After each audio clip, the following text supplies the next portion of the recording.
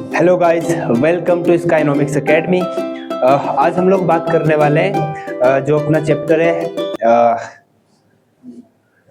13th chapter है ना, nuclei. कल हमने डिस्कस करा था एटम और आज हम बात करने वाले हैं न्यूक्लियाई के बारे में। तो चलिए फिर शुरू करते हैं बिना किसी देरी के।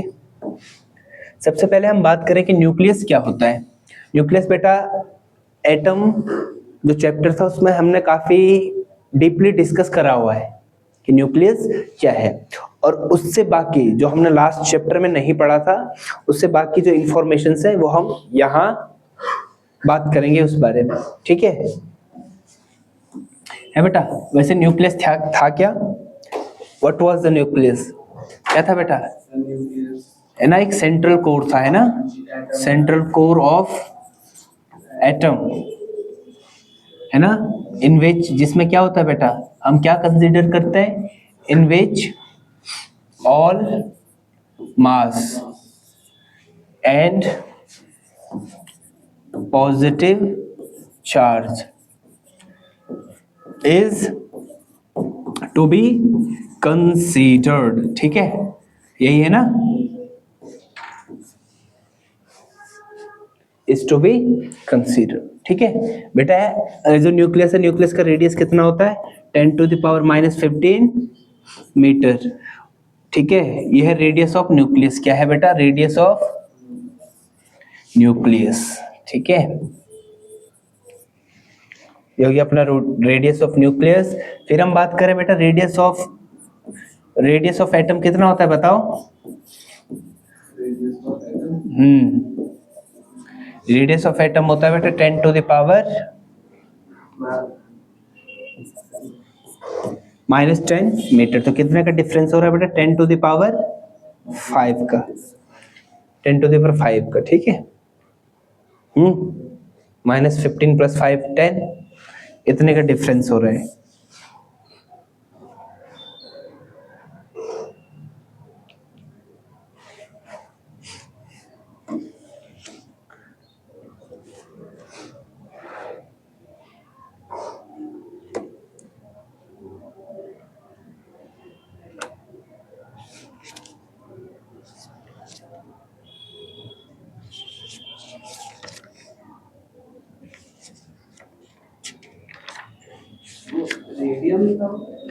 रेडियस बेटा, आई एम सॉरी, रेडियस है बेटा।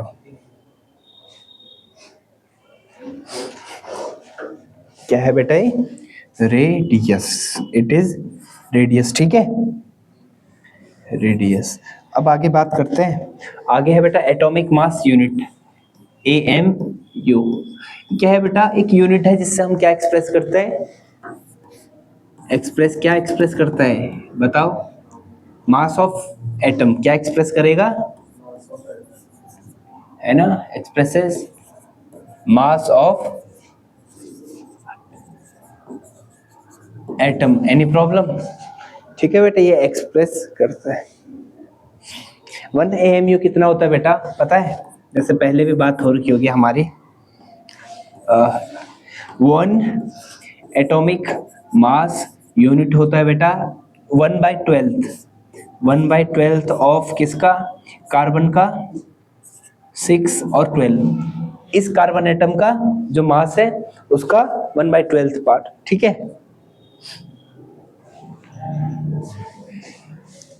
ऐसे लिखो इसको, 1/12 ऑफ मास ऑफ C6 और 12 एटम। ठीक है, इसका वैल्यू अगर हमने लिखना है तो कितना होता है, याद रखना बेटा इसको। 1 पॉइंट कितना होता है? 6 × 10⁻⁻27 kg।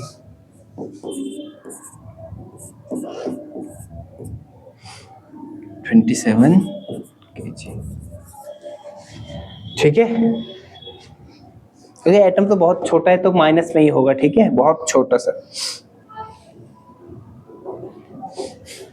ओके,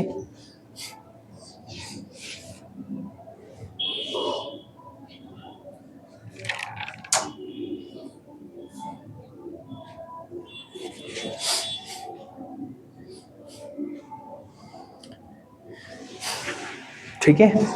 अब हम बेटा बात करते हैं, एक होता है रिलेशन बिटवीन, बस इसको मैं फॉर्मूला लिखा रहा हूँ, relation between AMU and electron volt. किस पर? Electron volt. तो बेटा जो 1 AMU होता है वो होता है बेटा 931 mega electron volt.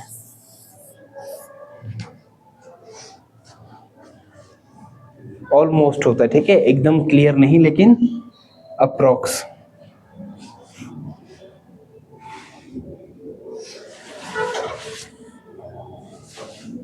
Composition of nucleus, बेटा न्यूक्लियस किस किस से मिलकर बना होता है बताओ?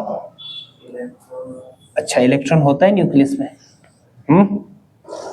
इलेक्ट्रॉन होता है न्यूक्लियस में, बताओ? बिल्कुल नहीं। ठीक है बेटा, ये है एटम। ये क्या है? ये एटम है, और बीच में बेटा इसमें क्या होंगे? इसमें बीच में होंगे क्या क्या चीजें? न्यूक्लियस। तो न्यूक्लियस पे क्या क्या होगा बेटा? केवल proton and neutron, proton and neutron, proton and neutron. ठीक है, प्रोटॉन हो गया और प्रोटॉन हो गया और न्यूट्रॉन हो गया, प्रोटॉन हो गया और न्यूट्रॉन हो गया, प्रोटॉन हो गया और न्यूट्रॉन हो गया, बराबर हो गए वाले। ठीक है,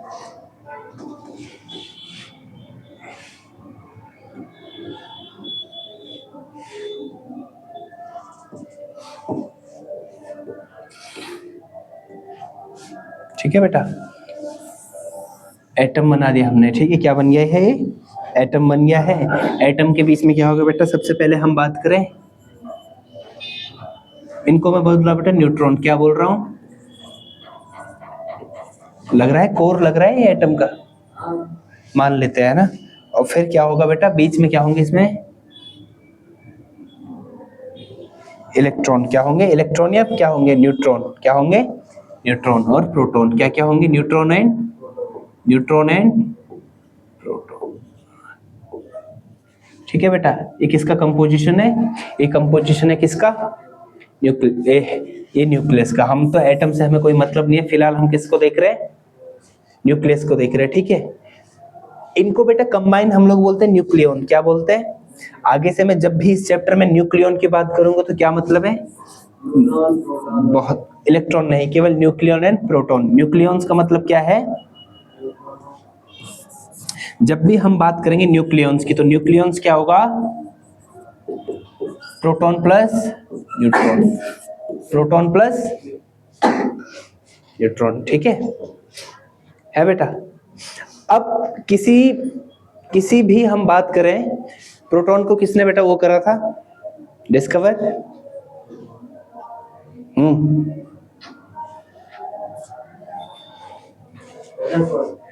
रदरफोर्ड ने। किसने?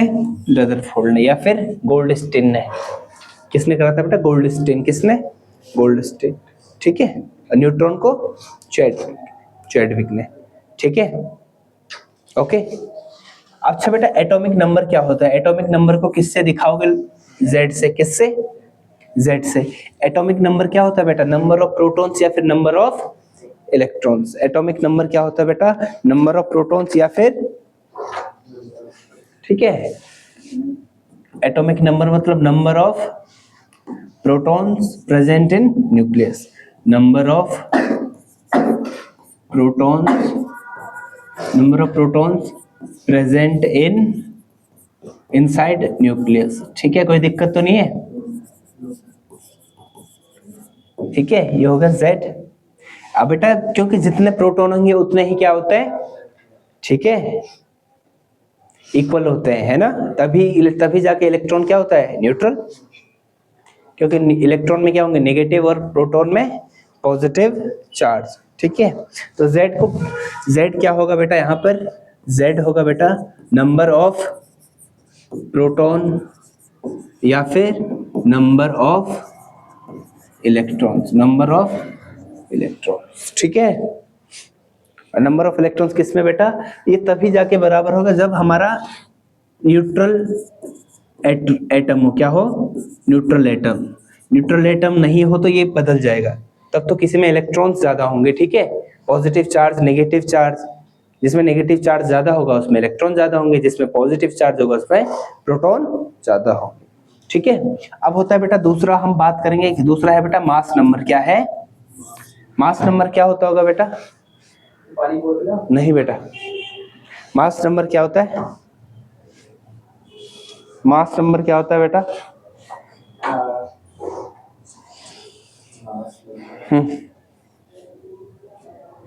मास नंबर होता है बेटा total number of, mass number मतलब कितने न्यूक्लियॉन्स है, कितने क्या है, ठीक है, ओके, कितने न्यूट्रॉन प्लस प्रोटॉन, ठीक है, टोटल नंबर ऑफ, सीधे न्यूक्लियस भी, न्यूक्लियॉन्स हम बोल सकते हैं लेकिन ऐसे लिख लेते हैं, total number of protons and क्या, न्यूट्रॉन्स। ठीक है, ये होता है बेटा Z, ये होता है ए और ये होता है बेटा N प्लस Z। क्या होता है? N प्लस Z या फिर Z प्लस N। Z का मतलब क्या है? एटॉमिक नंबर, और N मतलब नंबर ऑफ न्यूट्रॉन्स। ठीक है, जैसे यहां से बात करते हैं, जैसे बेटा मैं किसी चीजों को, किसी एटम को मैं शो कर रहा हूँ, एलिमेंट को, क्योंकि एलिमेंट का ही क्या होगा, एटम।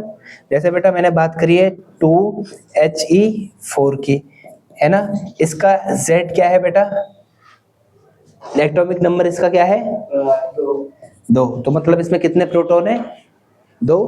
अगर न्यूट्रल है तो कितने इलेक्ट्रॉन है, 2। मास नंबर क्या है बेटा इसका, A कितना है, 4। नंबर ऑफ न्यूट्रॉन्स क्या होंगे, 4 - 2 मतलब कितना है, इसको भी लिख ले रिप्रेजेंट करने के लिए। ठीक है, कोई दिक्कत तो नहीं है? दिक्कत तो लग रही तुझे, है ना, दिक्कत तो लग रही तुझे, तबीयत खराब हो गई क्या?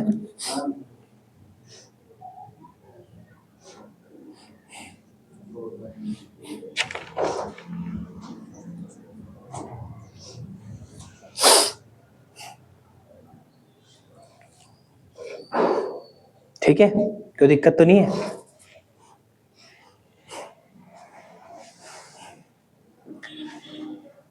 अब हम बात करते हैं बेटा क्या, साइज ऑफ न्यूक्लियस। क्या होता होगा साइज ऑफ न्यूक्लियस? वैसे तो हमने बता दिया है, मतलब कितना होता है ये तो हमें पता है, लेकिन इसका फॉर्मूला होगा, है 15 होती है, ठीक है।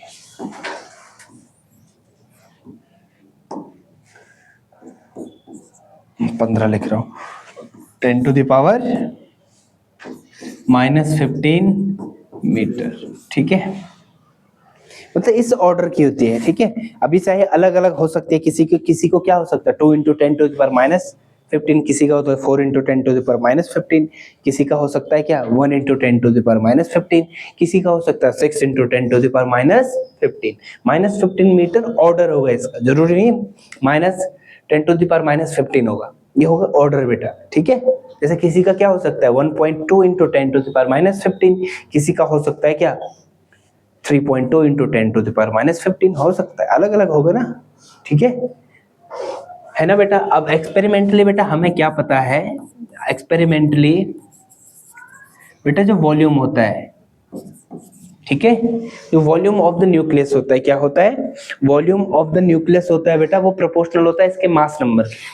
ठीक है, वॉल्यूम ऑफ किसका, volume nucleus is directly proportional किसके होता है बेटा, directly proportional to the mass of, proportional to the mass of, to the mass number, mass नहीं, टू द मास नंबर। क्या बेटा, mass number of, mass of नहीं, mass number of, किसका mass number, nucleus का, ये atom का। ठीक है, ठीक है ना, okay sir, mass number A. अब वॉल्यूम क्या होगा बेटा, अभी मत लिखो इसको, वॉल्यूम क्या होगा 4/3 पाई, क्योंकि न्यूक्लियस क्या है, स्फीयर तो है, पाई r³ क्या है बेटा यहाँ पर, r मतलब क्या है, रेडियस ऑफ न्यूक्लियस। ठीक है, डायरेक्टली प्रोपोर्शनल है बेटा किसके, ए के डायरेक्टली प्रोपोर्शनल है, ए के क्या है बेटा, डायरेक्टली प्रोपोर्शनल। ठीक है,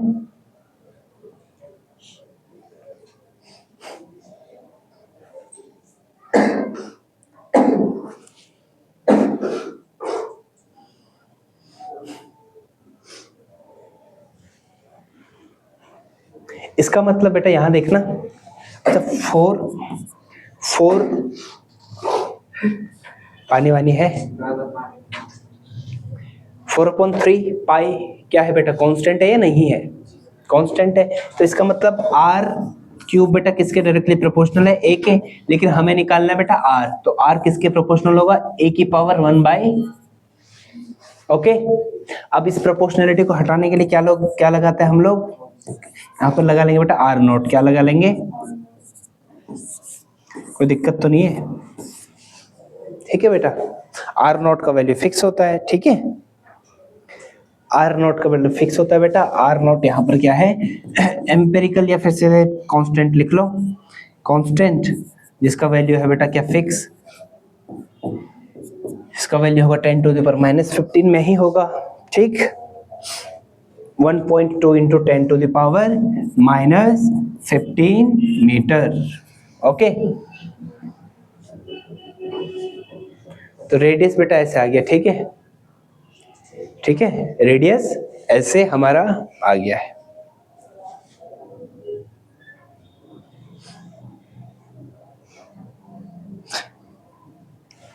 बेटा हर एलिमेंट का न्यूक्लियस क्या होगा, अलग साइज का होगा, क्यों, क्योंकि एटॉमिक नंबर सबका क्या होता है, मास नंबर सबका क्या होगा, अलग अलग, ठीक है, तो लिख सकता है, तो रेडियस या फिर साइज लिख लो, ठीक है, size of atomic nuclei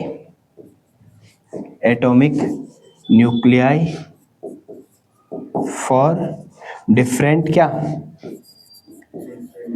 element is different, ठीक है, डिफरेंट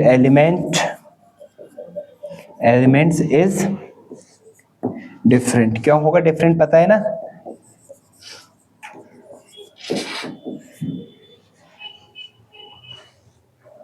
एनी प्रॉब्लम, नो,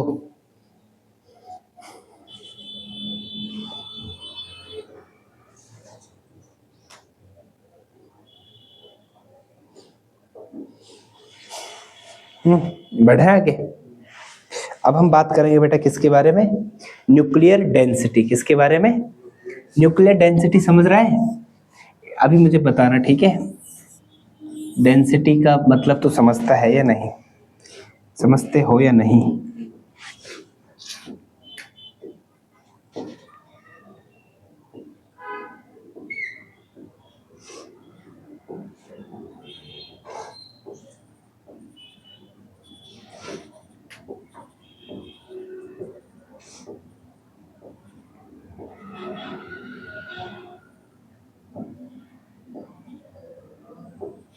अच्छा मुझे बताओ बेटा कौन सा डेंस है, तो ठीक है, डेंसिटी मतलब क्या होता है, मास पर यूनिट वॉल्यूम होता है ना, मास पर यूनिट वॉल्यूम, ठीक है, ये हो गया मास पर यूनिट वॉल्यूम, ओके, हो गया ना, मास पर यूनिट वॉल्यूम हो गया, है ना, तो ऐसे ही डेंसिटी क्या होगा बेटा,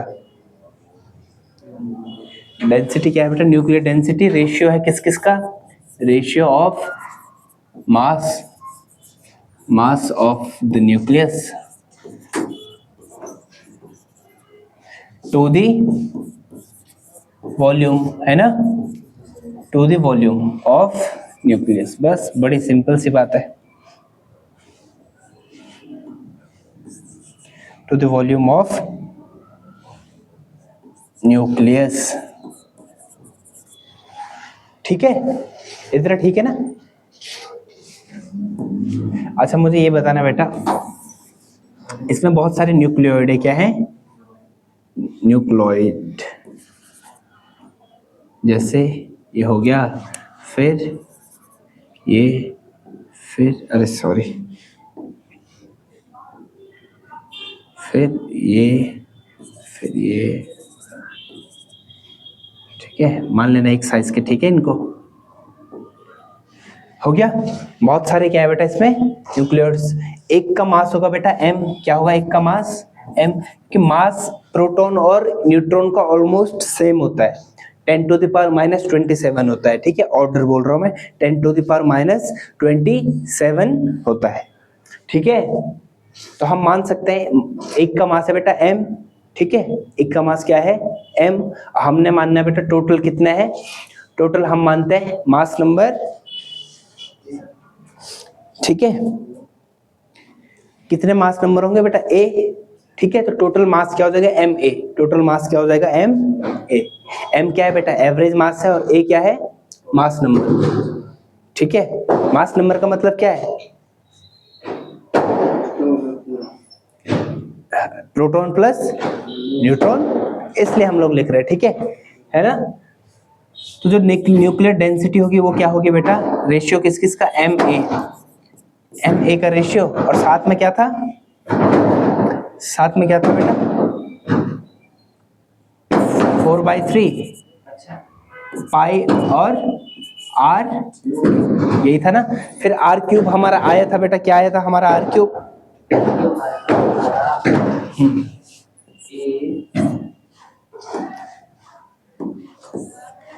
आर क्यूब कुछ आया था ना हमारा, बता। एम ए फिर 4/3 पाई, आर क्या था आर नॉट था, और a टू द पावर 1/3 यही था ना, कि पावर 3, है ना बेटा, यही था। आर नॉट यही तो होगा बेटा, यही तो होगा, a की पावर 1/3 होगा ना, वही तो लिखा है मैंने, मैं बस ऐसे गलती हो गई, सही कर देते हैं इसको। ये इसमें है ना बेटा, इसके लिए लिखा है, ये तो मैं आर का वैल्यू लिखा है, ये तो इसलिए लिखा आर नॉट क्या था a की पावर 1/3। अच्छा 3 का अंदर मल्टीप्लाई करें तो 1/3 से 3 कैंसिल, ठीक है। ये 3 ऊपर ले जा लूं, याद एक बेटा अभी अभी लिखो मत, 3ma अपॉन क्या होगा 4 पाई आर नॉट क्यूब, और a से a कैंसिल आउट हो जाएगा, ठीक है। फिर यहाँ पर डेंसिटी क्या आ जाएगा बेटा, डेंसिटी आ जाएगा 3/m 4 pi are cube square. कुछ अलग है इसमें बताओ, मास ऑफ न्यूक्लियोड क्या होगा, हमेशा एक ही जैसा होगा, मास नंबर तो है नहीं, मास नंबर अलग अलग हो सकता है हर एलिमेंट का, लेकिन मास तो एक ही होगा ना। न्यूक्लियॉन का मास क्या होगा, एक ही होगा, जो कि कितना है 10⁻⁻27 kg होता है। 4 पाई तो कांस्टेंट है, 3 is constant, R naught is also. तो न्यूक्लियर डेंसिटी हर एलिमेंट का क्या होता है बेटा, हर एटम का क्या होता है, अलग अलग नहीं होता है, क्या होता है, हर एलिमेंट का न्यूक्लियर डेंसिटी क्या होगा, एक ही होगा। इसमें कुछ सारे कांस्टेंट है ना बेटा, चाहे कार्बन हो चाहे नाइट्रोजन हो, सबके लिए आर नॉट क्या होगा same, because it is constant. M is also constant, है ना। अब भाई उसमें नाइट्रोजन में जो अपना न्यूट्रॉन है उसका मास चेंज थोड़ी होगा, फिक्स रहेगा। अगर मास नंबर अलग अलग है तो, लेकिन इस फॉर्मूले में मास नंबर का जिक्र है कहीं पे नहीं है, तो क्वेश्चन आता है बेटा prove that what, prove that nuclear density is independent of mass number, question आएगा, ठीक है। करो इसको,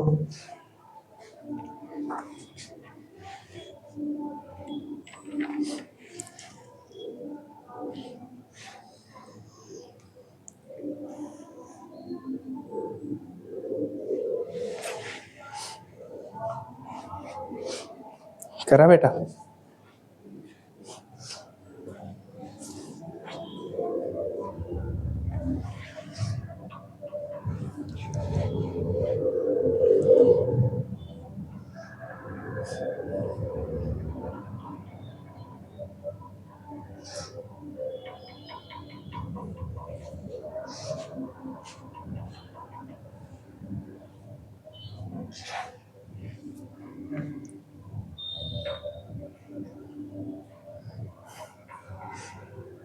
हो गया ना।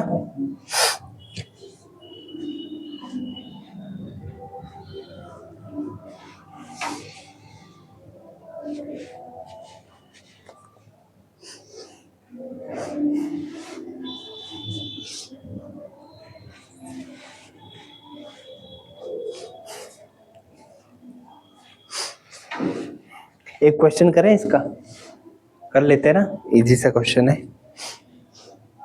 तभी बढ़ेंगे आगे, तो क्या फायदा आगे बढ़ के।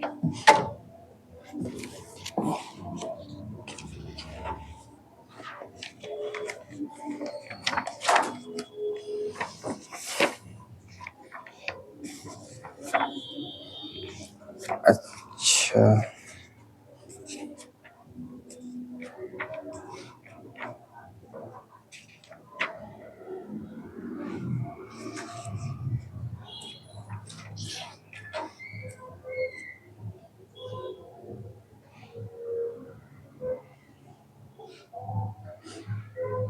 अच्छा, क्वेश्चन लिख बेटा।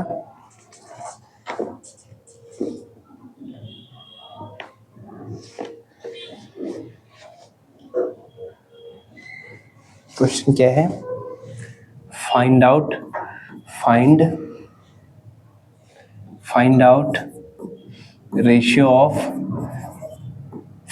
ratio of nuclear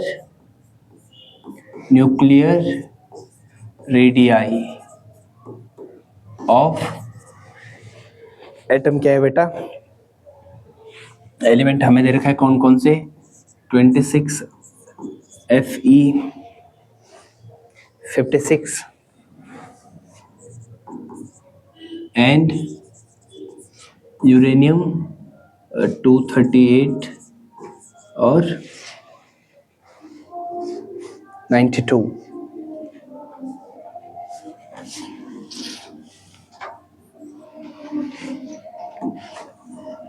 U92 238, ठीक है। Also find ratio of nuclear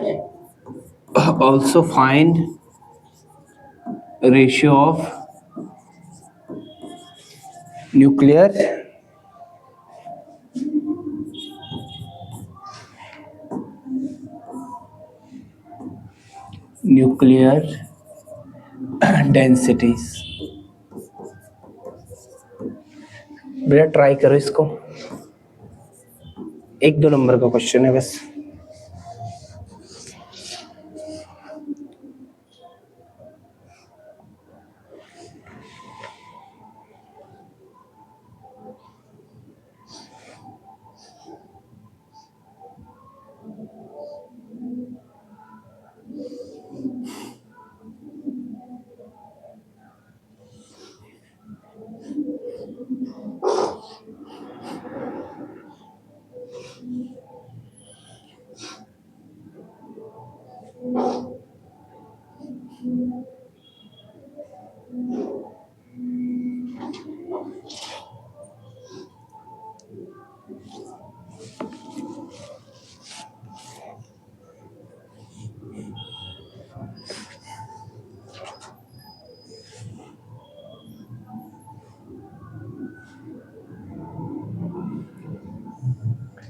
हुआ बेटा। सबसे पहले तो ए ही का काम है, हमें बस ए कितना है, A1 कितना है 56 और A2 कितना है 238।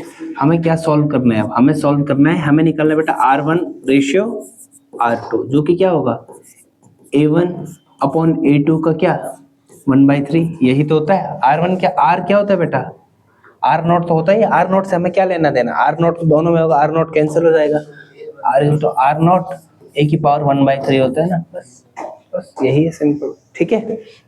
A1 कितना है बेटा 56 और ये कितना है 238 का पावर 1/3, ठीक है।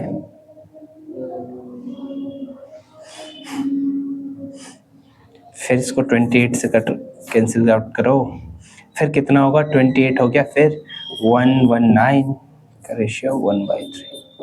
इसको सॉल्व करने जाएंगे तो कितना होगा बेटा, क्यूब रूट निकालना है इसका, ठीक है। 0.2 0.235 का पावर 1/3, ठीक है बेटा, ऐसा आएगा ही। समझ गए ना कर क्या रहे हैं हम लोग, ठीक है। और इसका आएगा बेटा क्या कैसे इसका हो सकता है बेटा क्या 4 का क्यूब होता है 1, 4 का क्यूब होता है 64, 5 का 125, 6 का होता है 216, तो 6 के नज़दीक आ सकता है, तो 0.6 समथिंग लिख लेते हैं, 0.61 0.61 मैं बेटा अप्रोक्सीमेशन से कर रहा हूँ, ठीक है, क्योंकि 6 का क्यूब हमें पता है 216 होता है, 235 तो 6 से ज़्यादा ही होगा, तो 0 पॉइंट आएगा 0.61। अच्छा बेटा न्यूक्लियर डेंसिटी का क्या होगा, ρ1 बाई ρ2। डेंसिटी का मास नंबर से कोई रिलेशन है? डेंसिटी का मास नंबर से कोई रिलेशन है? क्या था बता?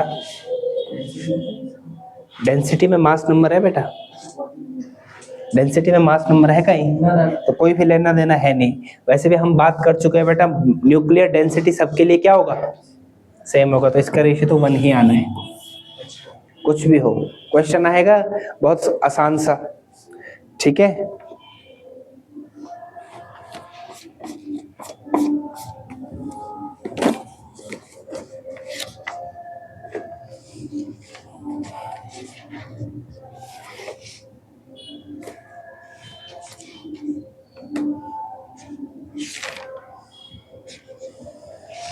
ठीक है, कोई दिक्कत तो नहीं है बेटा? ओके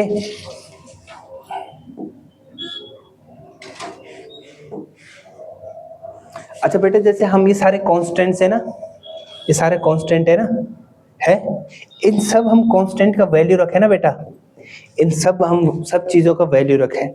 एम भी फिक्स है, एवरेज मास 1.6 इंटू 10⁻⁻27 kg होता है बेटा, ठीक है। मैं अभी लिखाऊंगा, पाई तो पता है, आर नॉट कितना है, 1.2 इंटू 10⁻⁻15, सबका वैल्यू रखते हैं बेटा, आंसर आता है हमारा 2.29 इंटू 10⁻⁻, कितना आएगा, 15 माइनस 15 ऊपर गया, 27 से 15 12, ये 10 आ रहा है, कितना आ रहा है,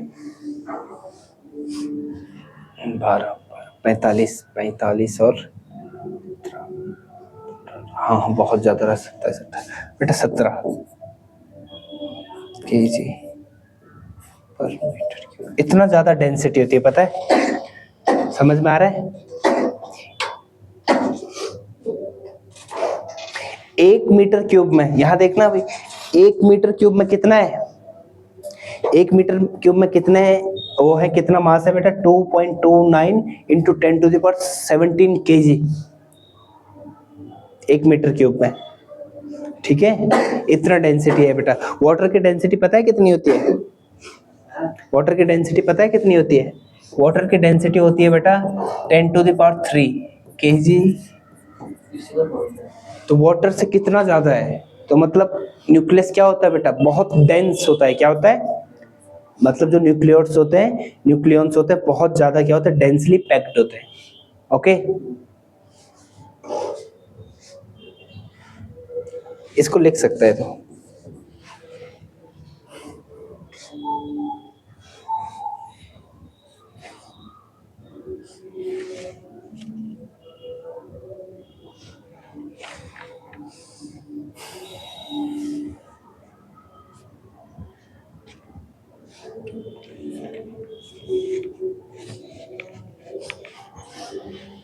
ओके। अब बात करते हैं बेटा हम मास डिफेक्ट पर, क्या करते हैं, मास डिफेक्ट पर, ठीक है।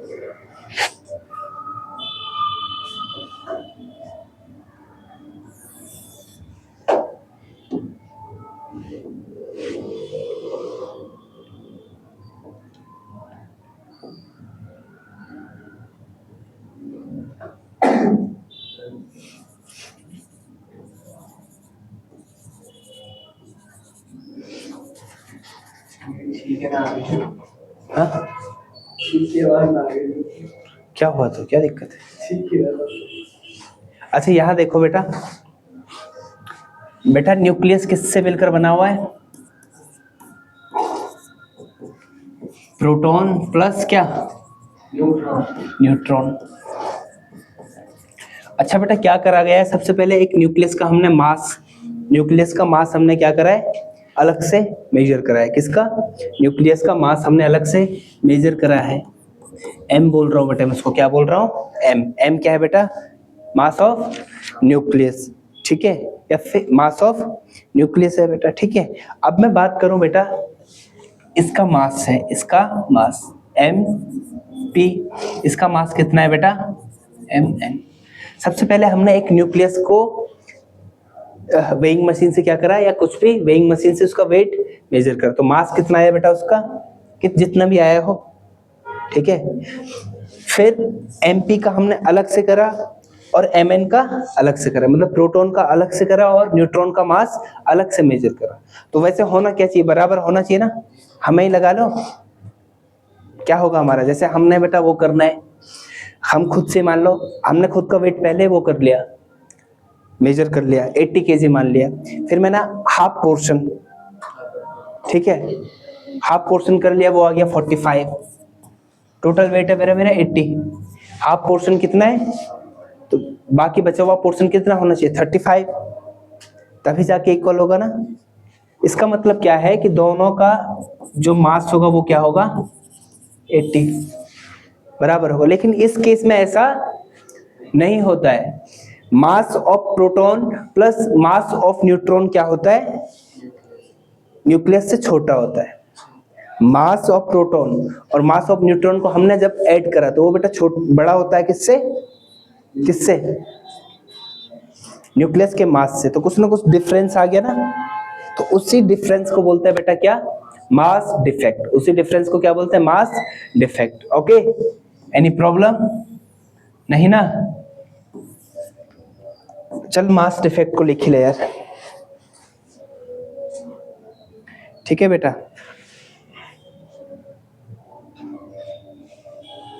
The sum of masses of neutrons and protons, the sum of masses of the sum of the masses of neutrons and protons forming a nucleus, forming a nucleus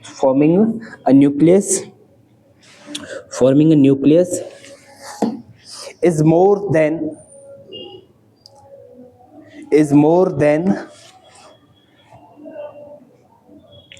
the actual mass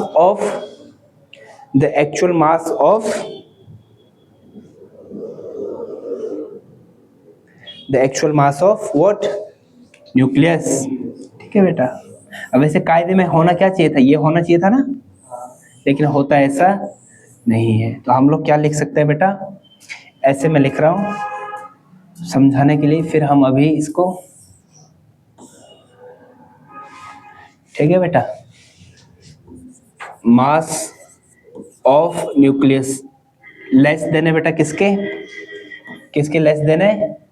mass of, इन दोनों के मास के, ठीक है बेटा, इन दोनों के मास के। तो कुछ ना कुछ बेटा क्या होगा हमारे पास? कुछ ना कुछ होगा mass defect, that is delta M. Delta M क्या होगा बेटा? अच्छा, मास ऑफ प्रोटॉन क्या लिख रहा हूं मैं? एमपी। लेकिन एक ही प्रोटॉन थोड़ी है, कितने प्रोटॉन है? ए या जेड? जेड प्रोटॉन होता है बेटा। कितने प्रोटॉन होते हैं? Z plus mass of neutron, तो कितने न्यूट्रॉन है ये पता करना है बेटा। एटॉमिक मास क्या था? जेड प्लस एन, तो एन क्या होगा? ए माइनस जेड, ठीक है। तो ए माइनस जेड और एम एन, कोई दिक्कत तो नहीं है? दिस इज मास डिफेक्ट बेटा, दिस इज मास डिफेक्ट।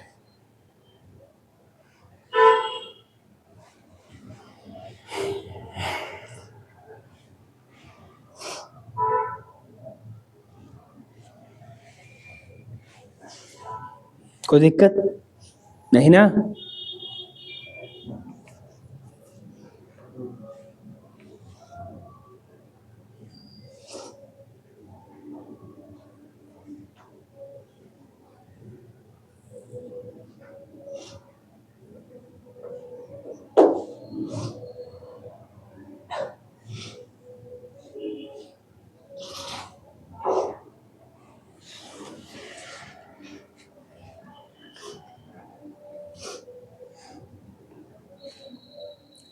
यहाँ पर Z क्या है बेटा, एटॉमिक लिख भी ले, Z is atomic number, A is mass number, MP is mass of proton, Mn is mass of neutron और M इज मास ऑफ, ये बेटा क्या है, atomic number, this is mass number, MP is mass of proton, ठीक है, Mn is mass of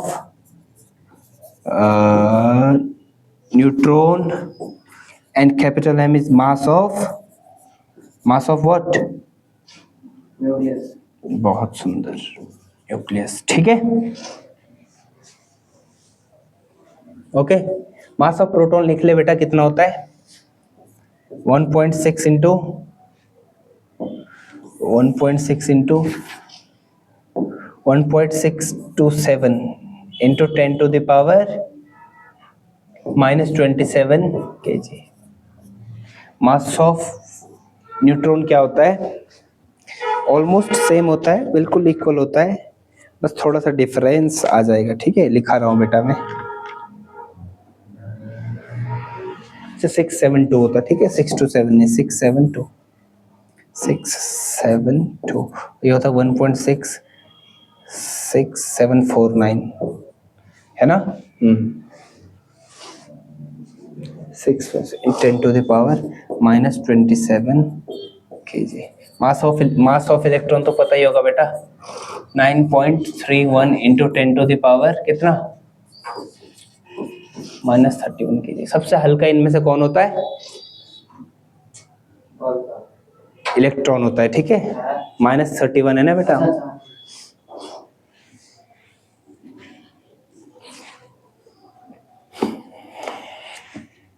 okay. है